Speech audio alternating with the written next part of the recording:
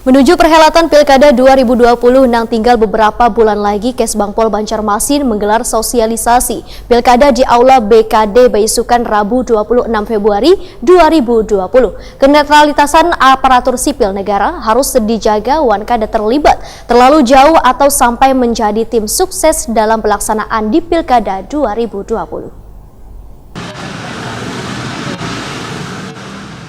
Menuju perhelatan Pilkada 2020 nang tinggal beberapa bulan lagi, Kesbangpol Banjarmasin menggelar sosialisasi Pilkada di Aula BKD Jalan Hasan Basri Banjarmasin Utara, Baisukan Rabu 26 Februari 2020.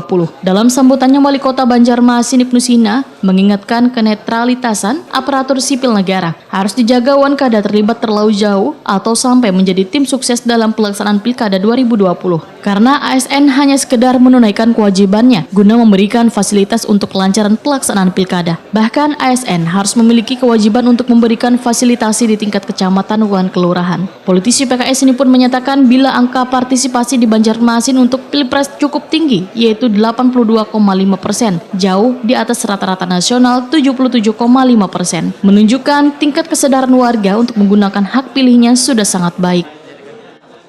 Hari ini sosialisasi program yang dilaksanakan oleh Kesbangpol bekerjasama dengan KPU dan Bawaslu untuk memastikan bahwa tokoh masyarakat, kemudian para petugas, perwakilan RT RW, dan juga tokoh masyarakat lainnya mendukung program untuk sukses Pilkada 2020 dalam pelaksanaannya.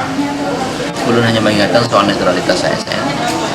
Artinya mereka punya kewajiban untuk memberikan fasilitasi di tingkat kecamatan dan kelurahan untuk para petugas ini, kemudian juga mengingatkan soal golput. Alhamdulillah angka partisipasi pemilih untuk Kota Banjarmasin dalam Pilpres cukup tinggi, 82,5%, jauh di atas rata-rata nasional 77,5%. Dan ini adalah sebuah indikasi baik bahwa tingkat kesadaran masyarakat untuk menggunakan hak pilih itu semakin tinggi.